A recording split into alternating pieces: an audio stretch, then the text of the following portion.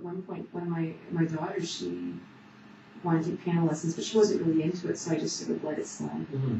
But then I started playing the piano again, because I hadn't played in a long time. I was playing, and I could watch her, and about 6 months later, she went, just peeking around the doorway sort of thing. Can you teach me that?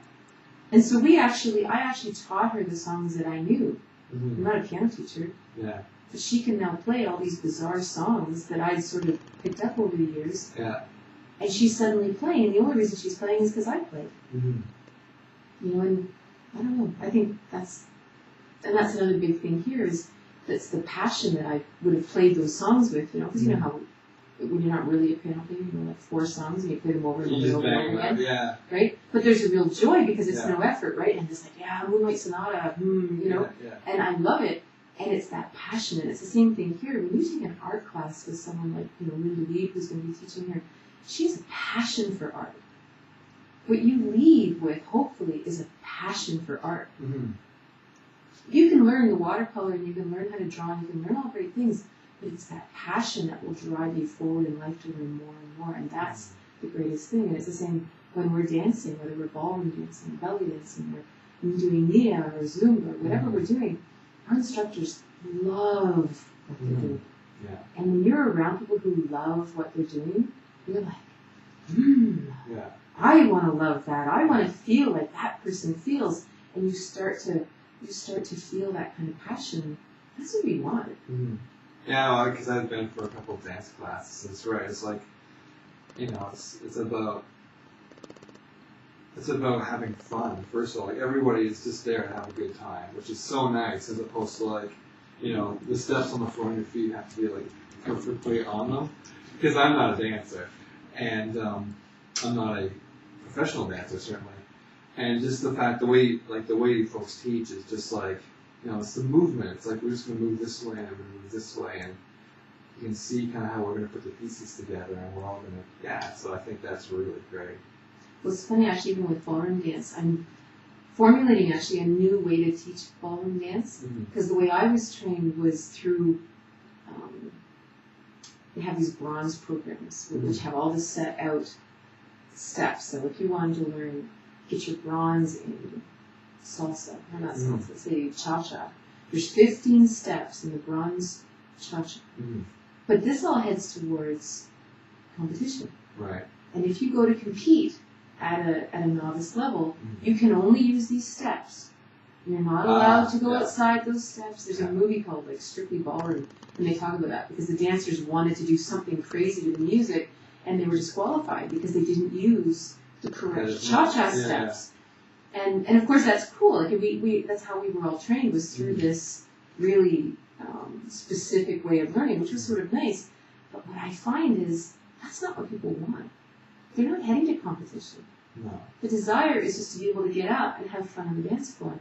And so what we've been doing, and what I'm doing a lot on Friday nights, is more looking at the fundamentals of the dance and saying, you know what, this is the kind of music. Here are the fundamental moves of that dance.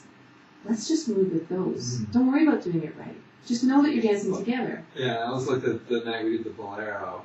So we did the bolero, and there's a specific type of music it goes to. And then after, the music changed. I think it was like Harvest Moon or something, which is not... So I'm trying to do the bolero with my partner. And it was fun, but we're just like, why isn't this working? Because Harvest Moon is dying for you to foxtrot. You know, it's got that little, it's kind of got that Frank Sinatra kind of look to it. Yeah. Which is the point, right? That the dance follows the music. Yeah. You hear music. If there was music playing right now, we could do kind of this, right? You'd sort of feel this sway thing, right? So you'd probably end up boleroing, because bolero's a very sway dance. But if it's sort of, Fly Me to the Moon, Frank Sinatra, you kind of have this bounce. So your body wants to bounce, so the dance has to bounce. So you're going to foxtrot, and that's the point, is that you hear the music, your body wants to move a certain way. In couples dancing, just means you get to do it together. That's all. You can just get up and jump around if you want. That's cool. We like to do it. I've done that. That's good. But couples dancing is, how do I do it together? So all of a sudden, we need to have a frame. We need to understand our communication. Our bodies need to communicate with the music. So that's what we're really teaching, is how do two people communicate with their bodies to dance to a piece of music together, which is so much more fun than, oh no, I screwed that step up and I stepped left when I should have stepped right and I blew the turn, and it's like, no, we're just dancing. We're not doing it wrong. And I think when you're more, again, when you take away that pressure of like being like rigidly step A, step B, step C, you can just kind of, when you're flowing a lot better, you're a lot less liable to, like A is more fun, and B, if you make little mistakes and you just keep going, like it's not like it's in the world, right? Mm-hmm.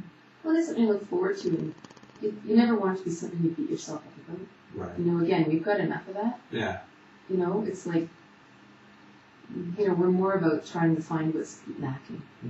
And the criticism and the judgment, we got lots of that. Yeah. So, you can go get that somewhere else. That's easy. Yeah. But to be able to come and just have fun at whatever and have something to look forward to, I think that's really fun. The other thing I was here for was the Kundalini yoga class. And so I've heard of yoga. What is when you put the Kundalini, like what does that mean relative to yoga, I suppose? Well, every yoga instructor is a diehard in their own style. Right. So I teach Kundalini yoga, so it is my favorite style of yoga. Right. Most yoga in North America is Hatha yoga, and Hatha means posture.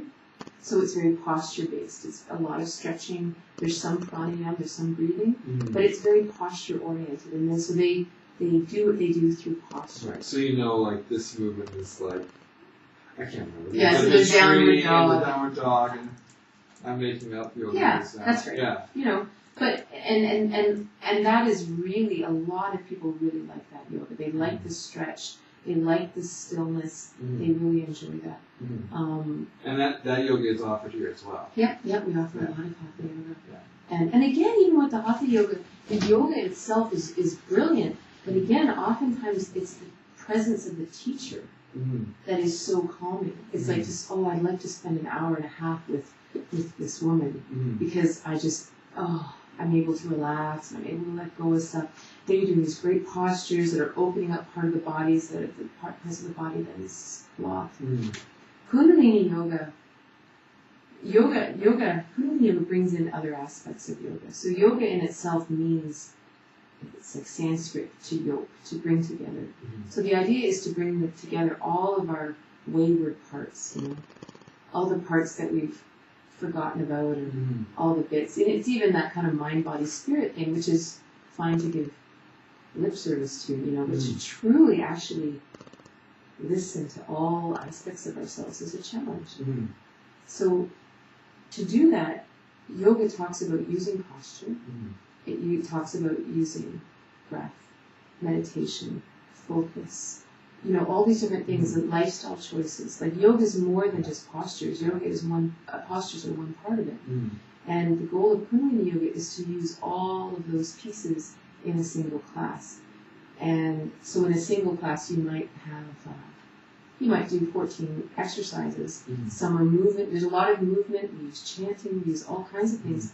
Because the point is to kind of dislodge whatever's, whatever skeletons are in our closets, that are chewing at us all day long. You kind of wake up and there's sort of this monkey on your back, kind of whispering in your ear, nasties kind of thing, It takes a bit of work to get rid of those guys.